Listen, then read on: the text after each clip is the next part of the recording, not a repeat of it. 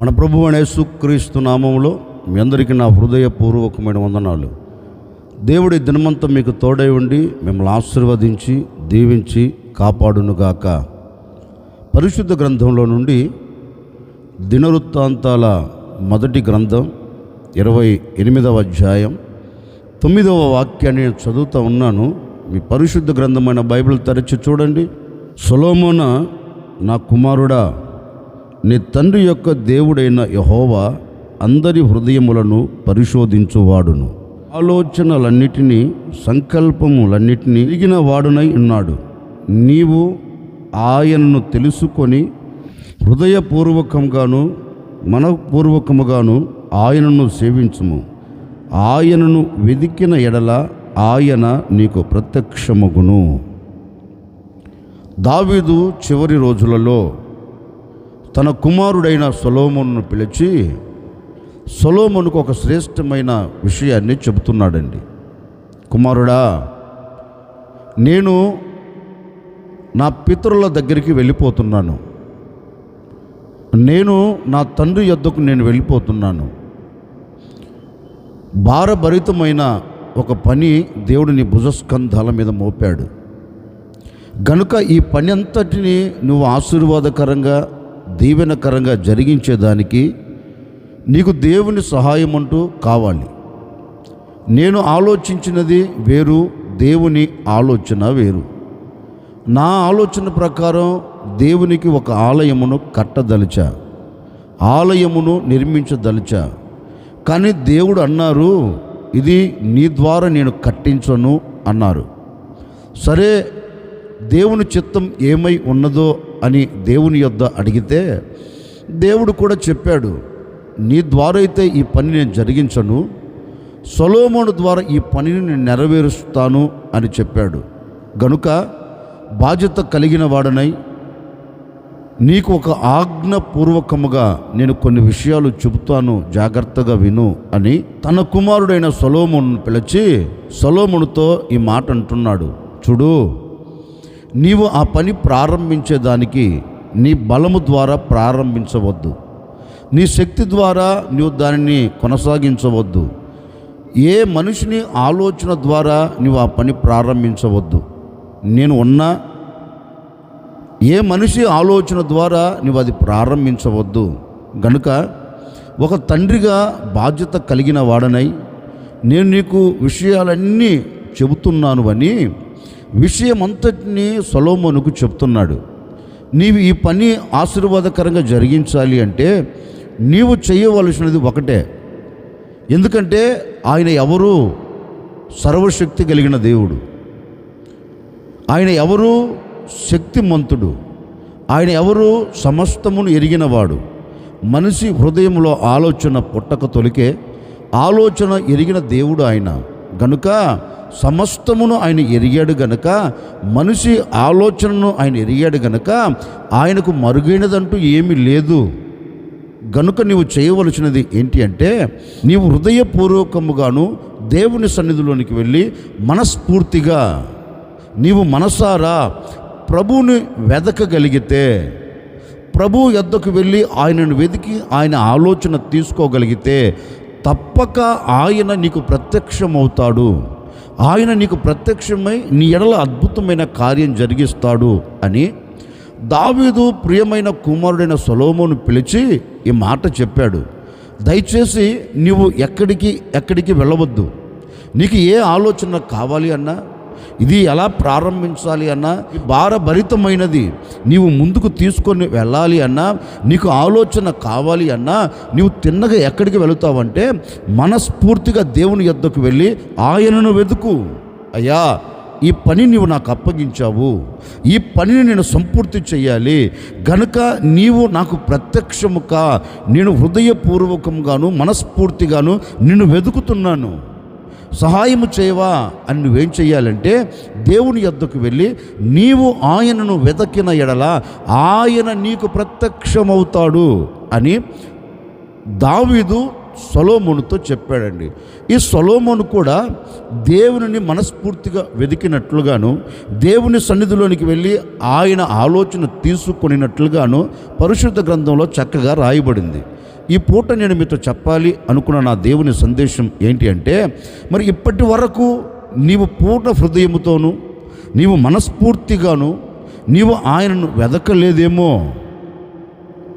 నీకు కలిగిన భారభరితమైన పనుల వలన నీవు మనస్ఫూర్తిగా ఆయన యొద్దకు వెళ్ళలేకపోయావేమో. నీకు కలుగుతున్న బాధను బట్టి, నీకు కలుగుతున్న కష్టమును బట్టి, నీకు కలుగుతున్న నష్టమును బట్టి నీవు చేయవలసినది ఏంటి అంటే, ఎక్కడికెక్కడికో ఎవరినంటే వారిని నువ్వు వెదకవలసిన అక్కరలేదు. ఆ వ్యక్తి దగ్గరికి వెళితే ఆ వ్యక్తి నాకు న్యాయం చేస్తాడు, ఆ వ్యక్తి దగ్గరికి వెళితే నాకు ప్రయోజనం కలుగుతుందని వారిని వీరిని వెతుక్కుంటూ వెళుతున్నావు. అందుకే నీ భారం అలాగే నిలిచి ఉంది. అందుకే నీ భారభరితమైన జీవితం భారంగా కొనసాగించుకుంటూ వెళ్తున్నావు. అందుకే ఈ ఉదయకాల సమయంలో ప్రభు చెప్తున్నాడు, ఈ మాటలు వింటున్న సర్వ సమాజమా, నీ భారం నీ మీద నుండి తొలగిపోవాలి అంటే, నీ భారం నీకు సులువుగా మారాలి అంటే, నీవు దేవుని యొద్దకు వెళ్ళి ఒక ఆలోచన తీసుకోవాలి. నీవు దేవుని దగ్గరికి వెళ్ళి ఆయనను వెతకాలి. ఆయన ప్రత్యక్షమయ్యేంత వరకు నీవు ఆయనను వెతికితే ఎలా వెతకాలి? ఏదో వెతుకుతున్నాను కదా అన్నట్లుగా కాదండి, ఏదో వెళ్ళాను వెతికాను అన్నట్లుగా కాదండి. మనస్ఫూర్తిగా నీ హృదయపూర్వకముగా ఈరోజు తప్పక నేను దేవునిని వెతుకుతాను, ఆయన నాకు ప్రత్యక్షమవుతాడు అనే ఒక నమ్మకముతో నీవు ఆయనను వెతకగలిగితే ఆయన నీ ఎదుట ప్రత్యక్షమవుతాడు. ఆయన నీ ఎదుట ప్రత్యక్షమయ్యాడు అనుకోండి, నీ భారభరితమైన జీవితం సులువుగా మార్చబడుతుంది. నీ ఎదుట నిలబడిన భారాలు తొలగిపోతాయి. ఎందుకంటే ఆలోచన ఇవ్వగలిగిన దేవుడు నీతో ఉన్నాడు కదా, ఆలోచన ఇవ్వగలిగిన దేవుని నువ్వు వెతికావు కదా, ఆలోచన ఇవ్వగలిగిన దేవుని పాదాలను పట్టుకున్నావు కదా. మరి ఆయన నిన్ను ఎందుకు విడిచిపెడతాడు? నీకెందుకు దూరం అవుతాడు? నీకు దూరము కాకుండా నీవు ఆయనను వెతికావు గనక ఆయన నీ ఎదుట ప్రత్యక్షం పరచబడుతాడు. అందుకని ఈ ఉదయకాల సమయంలో నువ్వు చేయవలసినది ఏంటి అంటే, మనస్ఫూర్తిగా నీవు ఆయనను వెతకాలి. ఆయనను వెతికితే ఆయన నీ ఎదుట ప్రత్యక్షమై నీకు కావలసిన ప్రతి దీవెన ఆయన నీ చేతులకు అప్పగిస్తాడండి. అందుకే దావీదు సొలొమోనుతో అంటున్న మాట, నీవు మనస్ఫూర్తిగా హృదయపూర్వకముగా నీవు దేవుని దగ్గరికి వెళ్ళి ఆయనను వెతుకు, ఆయన నీకు ప్రత్యక్షమవుతాడు, ఈ రాజ్య పరిపాలన విషయంలో నీకు ఆలోచన చెబుతాడు అని సొలొమోనుకు దావీదు చెప్పినట్లుగా ఒక సేవకుడిగా ఈ ఉదయకాల సమయంలో నేను మీతో కూడా చెప్తున్నానండి. నీకు కలిగిన ప్రతి విషయములో, నీవు ఆలోచిస్తున్న ప్రతి దాని విషయములో నీవు దేవుని యొద్దకు వెళ్ళి ఆయనను వెతకగలిగితే తప్పక సొలొమోనుకు ప్రత్యక్షమైన దేవుడే నీకు ప్రత్యక్షం కాబోతూ ఉన్నాడు. మరి ఆయనను వెతకాలి అన్నారు కదా, ఆయనను మనం ఎలా వెతకాలి? ఆయనను మనం వెతికితే మనకు కలిగే ఒక దీవెన ఏంటి? దైవజనుడైన పౌలు రాసిన హెబ్రీ పత్రిక 11వ అధ్యాయం 6వ వాక్యాన్ని నేను చదువుతూ ఉన్నాను, మీరు గమనించండి. దైవజనుడైన పౌలు రాసిన హెబ్రీ పత్రిక 11వ అధ్యాయం 6వ వాక్యాన్ని చదువుతూ ఉన్నాను. మీ పరిశుద్ధ గ్రంథమైన బైబిల్ తెరిచి చూడండి. విశ్వాసము లేకుండా దేవునికి ఇష్టుడై ఉండుట అసాధ్యము. దేవుని యొద్దకు వచ్చువాడు ఆయన ఉన్నాడనియు తన్ను వెదుకు వారికి ఫలం దయచేయువాడనియు నమ్మవలెను గదా. దైవజనుడైన పౌలు హెబ్రీ సంఘానికి ఒక ఉత్తరం రాస్తూ ఆ ప్రజలతో ఒక శ్రేష్టమైన మాట చెప్తున్నాడు. దేవుని రాకడ కొరకు సిద్ధపరచబడుతున్న విశ్వాసులారా, దేవుని రక్తముతో కడగబడి పరిశుద్ధ సమూహములో చేర్చబడి పరలోక పట్టణము చేరాలని ఆశతో ఆకాంక్షతో ఎదురు చూస్తున్న క్రీస్తు రెండవ రాకడ కొరకు ఎదురు చూస్తున్న సర్వసమాజమా, మీరు విశ్వాసము లేకుండా దేవునికి ఇష్టులై ఉండుట అది అసాధ్యము. ఒక వ్యక్తి దేవునికి ఇష్టుడిగా మారాలి అంటే ఆ వ్యక్తిలో ఏమి ఉండాలి అంటే ఒక విశ్వాసము ఉండాలి. ఆ విశ్వాసము కలిగిన వాడే దేవునికి ఇష్టుడిగా మార్చబడతాడు. ఆ వ్యక్తి దేవుడు ఉన్నాడు అని, ఆ దేవుడు నాకు ఫలము దయచేస్తాడు అని నమ్మాలంటండి. ఎలా ఆయనను వెతకాలి? ఆయనను వెతుకువారు ఎలా ఆయనను వెతకాలి లేఖనమంటుంది, ఆయన నాకు ఫలము దయచేస్తాడు అనే నమ్మకముతో ఆయనను వెతకాలంటండి. ఈ సంఘానికి దైవజనుడు అదే చెప్తున్నారు. మీరు ఆయన ఎలా వెతకాలి అంటే, ఈ లోకములో నేను బ్రతికి ఉన్నంత కాలం, ఈ లోకములో నా మనుగడ కొనసాగించబడుతున్నంత కాలం, ఈ లోకములో నేను జీవిస్తున్నంత కాలం నేను ప్రతి విషయంలో ఫలమును చూడాలి అంటే, ఒక శ్రేష్టమైన ఆశీర్వాదానికి నేను నాంది పలకాలి అంటే, ఆత్మ సంబంధంగా కానివ్వండి, శరీర సంబంధంగా కానివ్వండి, కుటుంబ సంబంధంగా కానివ్వండి, వ్యక్తిగత జీవిత పరంగా కానివ్వండి, ఏ విషయములోనైనా ఒక వ్యక్తి ఫలము చూడాలి అంటే, ఒక దీవెన చూడాలి అంటే ఆ వ్యక్తిలో ఒక నమ్మకం ఉండాలంటండి. ఏ నమ్మకం? నేను నా దేవునిని నమ్మకముతో వెతుకుతున్నాను. నేను ఆయన ఎలా వెతుకుతున్నాను అంటే, ఒక నమ్మకం నాకుంది. నేను నా దేవునిని వెతికితే నా దేవుడు నాకు ఫలము దయచేస్తాడు. నా కష్టములో నేను ఆయనను వెతుకుతాను, నా నష్టములో నేను ఆయనను వెతుకుతాను, నా ఇబ్బందుల్లో నేను ఆయనను వెతుకుతాను, నాకు కలిగిన ఇరుకులో నేను ఆయనను వెతుకుతాను. ఆయనను నేను మనస్ఫూర్తిగా వెతికినప్పుడు, ఆయన మీద నేను నమ్మకం పెట్టి ఆయనను వెతికినప్పుడు, ఆయన నాకు ప్రత్యక్షమై నాకు కావలసిన, నా కుటుంబానికి కావలసిన ప్రతిఫలం నా దేవుడు నాకు దయచేస్తాడు అనే ఒక నమ్మకముతో నువ్వు వెతకాలి అండి. ఈ రోజున ఎందుకు చేస్తున్న దానిలో ఒక దీవెనను చూడలేకపోతున్నావు? ఎందుకు నువ్వు అడుగు వేసిన చోట ఆశీర్వాదం కనపడక కన్నీరు కారుస్తున్నావు? ఎందుకు నువ్వు పడుతున్న ప్రయాస నీ చేతుల్లో నిలబడక, నీ కష్టమును నీవు అనుభవించలేక ఎందుకు కన్నీరు కారుస్తున్నావంటే, నీవు నమ్మకముతో దేవునిని వెతకట్లేదు. నా దేవుణ్ణి నేను వెతుకుతాను, ఆయన నాకు ఫలము దయచేస్తాడు, నేను నా దేవుణ్ణి వెతుకుతాను, ఆయన నా పట్ల కార్యం జరిగిస్తాడు అనే ఒక నమ్మకం నీలో లేదండి. నీవు నమ్మకంతో దేవుణ్ణి వెతకట్లేదు. చాలామంది అంటారు, ఏమండి బాబోయ్, మేము నమ్మకం లేకపోతేనే బైబిల్ చదువుతున్నామా? మేము నమ్మకం లేకపోతేనే ప్రార్థన చేస్తున్నామా? మేము నమ్మకం లేకపోతేనే చర్చికి వస్తున్నామండి? మేము నమ్మకం లేకపోతేనే పరిచర్య చేస్తున్నామండి? మేము నమ్మకం లేకపోతేనే అన్ని విషయాల్లో మేము పాలు పొందుతున్నామండి? నమ్మకం ఉండబట్టే కదండి మేము అన్ని విషయాల్లో పాలు పొందింది. నమ్మకం ఉండబట్టే కదా మేము మందిర విషయాలలో అన్నిటిలో మేము పాలు పొందేది. నమ్మకం లేకపోతే మేము పాలు పొందాం కదా అంటారు చాలామంది. నిజమే, మీరు అన్ని విషయాల్లో పాలు పొందుతున్నారు, ఆరాధనలో పాలు పొందుతున్నారు, వాక్యము చదివే విషయంలో మీరు నమ్మకంగా ఉన్నట్లు ఉన్నారు, ప్రార్థించే విషయంలో మీరు నమ్మకంగా ఉన్నారు. కానీ ఎలా అంటే, మనస్ఫూర్తిగా నీవు నమ్మి దేవుని యొద్దకు రావట్లేదు. నీవు మనస్ఫూర్తిగా దేవుడిది చేస్తాడు అని నమ్మి నీవు ఆరాధనలో పాలు పొందట్లేదండి. ఏదో ఆనవాయితీగా రావాలి, ఏదో ఆనవాయితీగా చర్చిలో కూర్చోవాలి, ఏదో ఆనవాయితీగా బైబిల్ చదవాలి, ఏదో ఆనవాయితీగా ప్రార్థన చెయ్యాలి అన్నట్లుగా నీ మనుగడను కొనసాగించుకుంటున్నావు. కానీ మనస్ఫూర్తిగా ఏ ఒక్కరోజైనా ఒక దాని విషయము నమ్మి దేవుని యొద్దకు వచ్చి ఏ రోజైనా వెతికావా దేవునిని? నాకు ఈ కష్టం కలిగింది కదా, ఈ కష్టములో నేను నా దేవునిని వెతకాలి, నాకు ఈ నష్టం కలుగుతూ వచ్చింది కదా, ఈ విషయంలో నేను దేవునిని వెతకాలి అని ఏ ఒక్క రోజైనా దేవుని యొద్దకు వెళ్ళి మనస్ఫూర్తిగా నీకు కలిగిన దానిని బట్టి వెతికిన రోజు ఒక్కటైనా ఉందండి?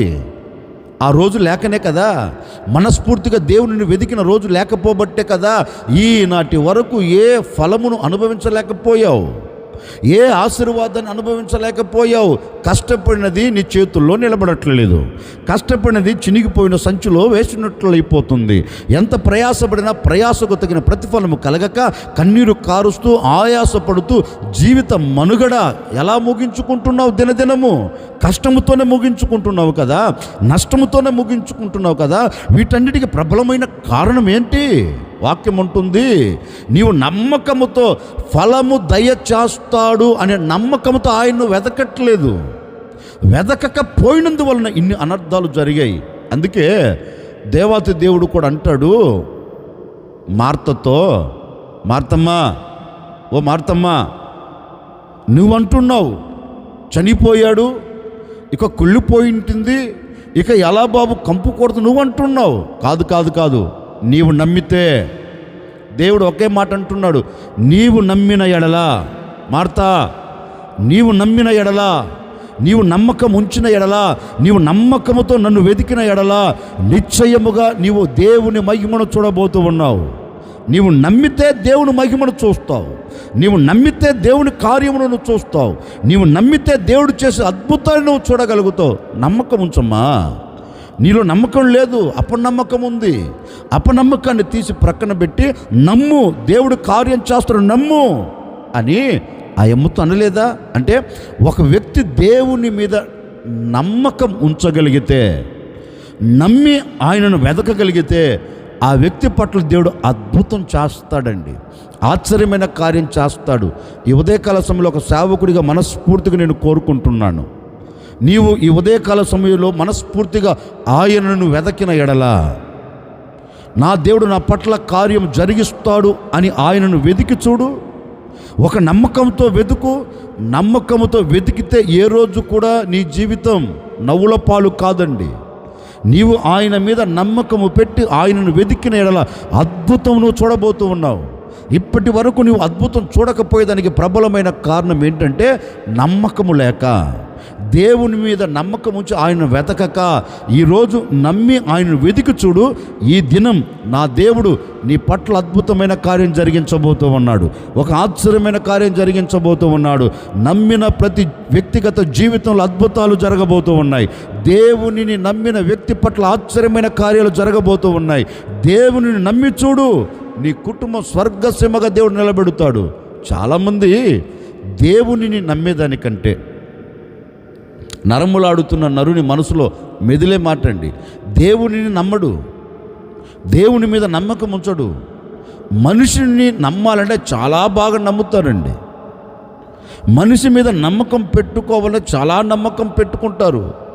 నేను చెప్పనా, మనిషి మీద నమ్మకం ఉన్నంతకాలం నీ జీవితం నవ్వుల పాలే. మనిషిని నమ్మినంతకాలం నీ జీవితం కన్నీళ్ళ మధ్య సాగి వెళుతూనే ఉంటుంది. మనిషిని నమ్మినంతకాలం నీవు ఇబ్బందుల మధ్యలో పడిపోతావు, నష్టాన్ని చూడగలుగుతావు, అవమానాన్ని అనుభవించగలుగుతావు. ఎందుకని? మనిషిని నమ్మావు కనుక, మనిషిని వెతుక్కుంటూ వెళ్ళి అతన్ని నమ్మావు కనుక, ఈ వ్యక్తి అయితే నాకు అన్ని విషయాల్లో తోడుగా ఉంటాడు అని నమ్మావు కనుకనే మోసపోయావు. మనుషుని నమ్మేదానికంటే నీవు నమ్మవలసింది ఎవరిని అంటే, నీ పట్ల అద్భుతము చేయగలిగిన దేవుని నమ్మితే నీవు అనుకున్న గమ్యం నువ్వు చేరగలుగుతావు.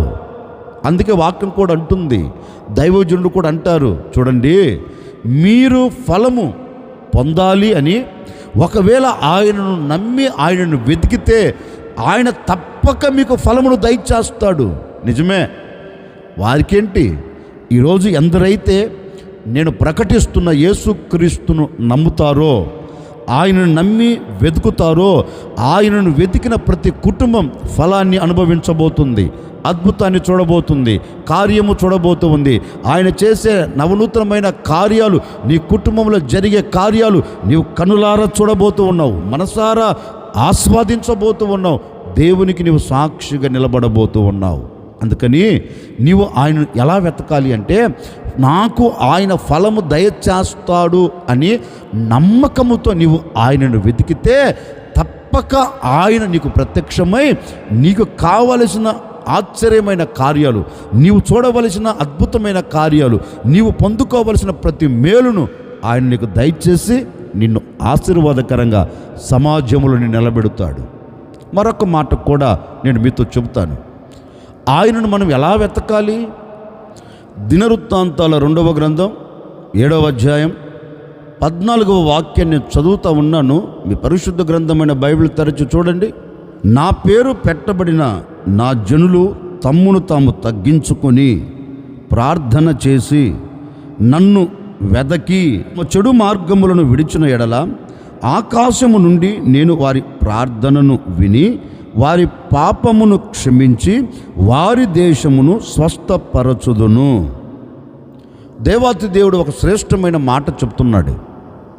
చూడు, నా పేరు పెట్టబడిన నా జనులు తమ్మును తాము తగ్గించుకొని నా సన్నిధిలోనికి వచ్చి వారికి కావలసిన దాని నిమిత్తం నన్ను వెదకి నా సన్నిధిలో ప్రార్థించిన ఎడల నేను వారి దేశమును స్వస్థపరుస్తాను, వారి పాపములను క్షమిస్తాను, చెడు మార్గములు విడిచి వారు నన్ను వెతకాలి అని దేవాతి దేవుడు చక్కని మాట చెప్తున్నారండి. నిజమే, తాము తగ్గించుకొని అంటే వినయము కలిగి, ఏ వ్యక్తి అయితే వినయముతో దేవునిని వెతుకుతాడో ఆ వ్యక్తికి దేవుడు ప్రత్యక్షమవుతాడు.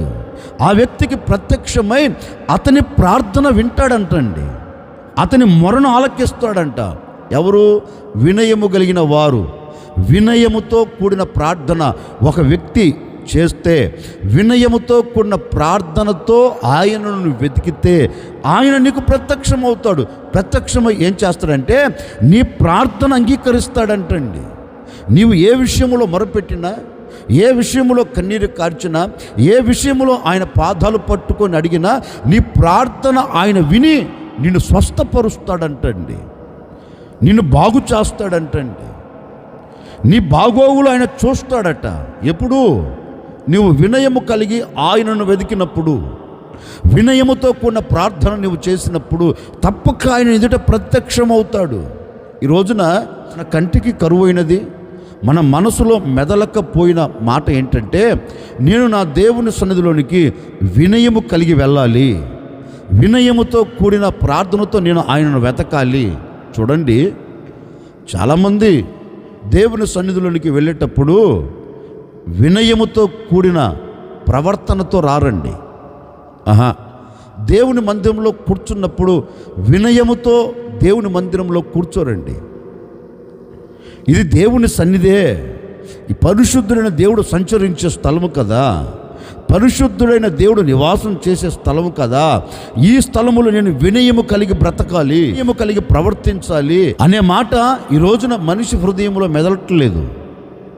ఏదో వస్తున్నాను, ఏదో వెళుతున్నాను, దేవుని సన్నిధిలోకి వస్తున్నాను వెళుతున్నాను అన్నట్లుగా ఉన్నాడు. కానీ నేను దేవుని సన్నిధిలో వినయము కలిగి బ్రతకాలి అనే ఆలోచన కరువైపోయిందండి, కరువైపోయింది. అందుకే కదా దేవుడు ఏ విషయంలో కూడా నీ మొర వినట్లేదు. నీలో వినయం లేదు కదా, గర్వంతో కూడిన మనసుతో నిలబడ్డావు కదా, గర్వంతో కూడిన మనస్తత్వం కలిగి బ్రతుకుతున్నావు కదా, అహంకారపు మత్తుతో దేవుని సన్నిధికి వస్తున్నావు కదా. అందుకే దేవుడు నీ ప్రార్థన వినటం లేదు. అందుకని ఈ దినము నుండి నీవు చేయవలసినది ఏంటో తెలుసండి, వినయము కలిగి దేవుని సన్నిధిలోనికి వచ్చి ఎప్పుడైతే నువ్వు దేవునిని వెతుకుతావో తప్పక నా దేవుడు నీకు ప్రత్యక్షము కాబోతూ ఉన్నాడు. నిన్ను నీవు తగ్గించుకొని దేవుని పాదాలు ఎప్పుడైతే పట్టుకుంటావో తప్పక ఆయన నీకు ప్రత్యక్షమై నీ ప్రార్థనను విని నీ కార్యములన్నీ సఫలం చేయబోతూ ఉన్నాడు. ఒకవేళ ఏ విషయంలో నువ్వు ప్రార్థిస్తున్నప్పటికీ, ఏ విషయంలో నువ్వు కన్నీరు కార్చి మొరపెడుతున్నప్పటికీ, ఏది చూడాలని ఆశతో ప్రభు పాదాలు పట్టుకొని నువ్వు ఆయన వెతికినప్పటికీ తప్పక నీ ప్రార్థన వినేదానికి ఆయన ప్రత్యక్షమై నీ ప్రార్థనను విని నీ ప్రార్థనకు జవాబిచ్చి అన్ని విషయాలలో దేవుడు నీకు జయమును కలుగ చేయబోతూ ఉన్నాడు. అందుకని ఈరోజు నీవు చేయవలసినది ఏంటంటే, నీవు ఆయనను ఎలా వెతకాలి అంటే వినయముతో, విధేయత కలిగిన వాడై నిన్ను నీవు తగ్గించుకొని దేవునిని వెతకగలిగితే ఆయన నీకు ప్రత్యక్షము కాబోతూ ఉన్నారు. అందుకే ఆశ కూడా చెబుతాడండి, యూదావారులారా, ఓ యెరూషలేము నివాసులారా, దేవుని పేరు పెట్టబడిన ప్రజలారా, ఒకసారి ఆలోకించండి, ఒకసారి ఆలోచించండి. ఎందుకంటే దేవుడు మనకు ప్రత్యక్షము కావాలి అంటే, దేవుడు మన ఎదుటికి దిగివచ్చి మన ఎదుట నిలబడిన శత్రువులు తారుమారు అవ్వాలి అంటే, శత్రువుల మీద మనం జయము చూడాలి అంటే మీ పూర్ణ హృదయముతో మిమ్మల్ని మీరు తగ్గించుకొని వినయము కలిగిన వారై దేవుని పాదాలు పట్టుకొని ఆయన సన్నిధిలో మీరు మొరపెట్టిన ఎడల, చక్కని మాట అంటున్నాడండి. మీరు చేసే ప్రార్థన ఎలా ఉండాలంటే వినయముతో కూడినదై, తమ్మును తాము తగ్గించుకొని దేవుని సన్నిధిలో అణిగి మణిగి మీరు దేవుని చేతులకు అప్పగించుకొని ఆయనను వెతికిన ఎడల తప్పక ఆయన మీకు ప్రత్యక్షమవుతాడు.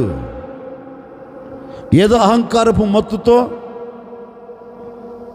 భక్తి అనే గర్వంతో, ఒకవేళ మీరు ఆయనను వెతికారనుకో ప్రత్యక్షం కాడు. ఆయన ఎవరు? అహంకారులను ఎదిరించగలిగిన వాడు, దీనులకు కృపను దయచేయగలిగిన వాడు. మరి ఆ దీనత్వము కలిగి, అహంకారముతో కాకుండా దీనత్వము కలిగి, విధేయత కలిగి మీరు దేవుని పాదాలు పట్టుకొని మొరపెడితే నిశ్చయముగా ఆయన మీకు ప్రత్యక్షమవుతాడు అన్న మరుక్షణమేనండి ఈ దేవుని పేరు పెట్టబడిన ప్రజలందరూ ఏం చేశారో తెలుసా? తమ్మును తాము తగ్గించుకొని దేవుని సన్నిధిలో విధేయత కలిగి దేవుని పాదాలు పట్టుకొని మొరపెడితే ఆకాశము నుండి ఆయన వీరి స్వరమును విన్నాడు, వీరి మొరను విన్నాడు. విన్న దేవుడు వీరి యొద్దకు దిగి వచ్చి ఒక అద్భుతాన్ని చేశాడు. వీరు దేని నిమిత్తమైతే మొరపెట్టాడో ఆ కార్యం వారి ఎదుట జరిగించాడు. మరి నేను అనే మాట, వినయము కలిగి విధేయత కలిగి తమ్మును తాము తగ్గించుకొని వారు దేవుని పాదాలు పట్టుకొని మొరపెడితే వారి ఎదుట ప్రత్యక్షమైన దేవుడు మరి నీ ఎదుట ఎందుకు ప్రత్యక్షం కావట్లేదు? ఏమండి, మేము రోజు గంటలు గంటలు ప్రార్థన చేస్తున్నామండి, గంటలు గంటలు ప్రార్థనలో మేము ఉంటున్నామండి, గంటలు గంటలు బైబిల్ చదువుతున్నామండి. కాకపోతేనండి వారానికి 2-3 రోజులు కూడా ఉపవాసం ఉంటున్నామండి. ఎలా ఉంటున్నావు ఉపవాసం? ఎలా చేస్తున్నావు ప్రార్థన? ఎలా చదువుతున్నా బైబిల్? వినయము కలిగిన ప్రార్థనతో కూడిన ప్రార్థన ప్రారంభిస్తున్నావా? వినయంతో కూడిన మనసుతో దేవుని యొద్దకు వస్తున్నావా? నువ్వెంత ప్రార్థన చేసినా, ఎంత కన్నీరు కాల్చినా, ఎంత బైబిలే చదివినా నీలో విధేయత లేకపోతే, లోబడే స్వభావం, విధేయత లేకపోతే ప్రభు నీ ప్రార్థన వినడు, ప్రభు యొద్దకు నీ ప్రార్థన వెళ్ళదు, ఆయన నీకు ప్రత్యక్షం కాడు. అందుకే ఈనాటి వరకు నువ్వు ఎలా ప్రార్థించావో, ఎలా మొరపెట్టావో నాకు తెలియదండి. ఈరోజు నీకు కలిగిన సమస్యను బట్టి, నీకు కలుగుతున్న ఆటంకాన్ని బట్టి, నీకు కలుగుతున్న ఇబ్బందులను, ఇక్కట్లను బట్టి ఈ ఉదయకాల సమయంలో మనస్ఫూర్తిగా నిన్ను నువ్వు తగ్గించుకొని ప్రభు పాదాలు పట్టి నువ్వు మొరపెట్టగలిగితే ఈ ఉదయమే నా దేవుడు ప్రత్యక్షము కాబోతూ ఉన్నాడు. ఈ ఉదయకాల సమయంలో నా దేవుడు నీకు ప్రత్యక్షమై నీ ఎడల అద్భుతమైన కార్యమును జరిగించబోతూ ఉన్నాడు. ఆ కార్యము జరగాలి అంటే నిన్ను నువ్వు తగ్గించుకొని నువ్వు ప్రభు పాదాలు పట్టుకుంటే ఆయన నీకు ప్రత్యక్షమై ఆరోగ్య విషయంలో మొరపెట్టినా ఆయన నీ మొరవిని ఆరోగ్యం నీకు దయచేయబోతూ ఉన్నాడు. ఆర్థిక ఇబ్బందుల విషయంలో నువ్వు మొరపెట్టినా ఆయన నీ మొరను ఆలకించి నీ ఆర్థిక ఇబ్బందుల మధ్యలో నుంచి ఆయన నిన్ను తప్పించబోతూ ఉన్నాడు. నీ కుటుంబం క్షేమకరంగా ఉండాలని నువ్వు మొరపెడుతున్నా, నిన్ను తగ్గించుకొని మొరపెడుతున్నావు కనుక ఆయన నీకు ప్రత్యక్షమై నీ కుటుంబానికి క్షేమమును కలగచేసి నీ కుటుంబం అంతా దేవుని సన్నిధిలో ఆశీర్వాదకరంగా, ఆ దీవెనకరంగా, ఆశీర్వాదకరంగాను, దీవెనకరంగాను, మహిమకరంగాను దేవుని సన్నిధిలో నిలబడినట్లుగా, అనేకులకు సాక్షిగా మలచబడినట్లుగా నా దేవుడు నీ కుటుంబాన్ని కట్టబోతూ ఉన్నాడు, నీ కుటుంబాన్ని స్థిరపరచబోతూ ఉన్నాడు. ఇవి జరగాలి అంటే నిన్ను నీవు తగ్గించుకొని వినయము కలిగి నీవు ఆయనను వెతికితే ఆయన నీకు ప్రత్యక్షమై నీ మొరను విని నీవు అడిగిన ప్రతిదీ నా ప్రభు నీకు దయచేయబోతూ ఉన్నాడు. ఈ దినమంతా నా ప్రభు నీవు ఏది అడిగినా సమృద్ధిగా దయచేయునుగాక. ఈ దినమంతా నీవు ఏది మొరపెట్టిన నీ మొరను నా దేవుడు అంగీకరించునుగాక. అంగీకరించిన దేవుడు కార్యము జరిగించునుగాక. అందుకే దావీదు సొలొమోనుతో అంటాడు, నైనా నీవు దేవుని సన్నిధిలోనికి హృదయపూర్వకముగా వెళ్ళి ఆయనను వెతికితే ఆయన ప్రత్యక్షమవుతాడు. ఎలా వెతకాలి? నమ్మకముతో మనం వెతకాలి. ఎలా వెతకాలి? ఆయనను మనము వినయము కలిగిన వారమై ఆయనను వెతికితే ఆయన మనకు ప్రత్యక్షమై మన పట్ల అద్భుతమైన కార్యాలు జరిగిస్తాడు. ఆశ్చర్యకరుడా, మీకు స్తోత్రాలు చెల్లిస్తూ ఉన్నాం. గడిచిన దినాలన్నిట మీ సురక్షితమైన రెక్కల నీడలో మీరు మమ్మల్ని దాచి క్షేమమును మీరు కలగచేస్తూ వచ్చారు. మరొక దినములు అడుగు పెట్టేటట్లుగా సహాయం చేశారు. ఈ దినమంతా కూడా ఈ ప్రజలను ఆశీర్వాదకరంగా, దీవెనకరంగా నడిపించండి.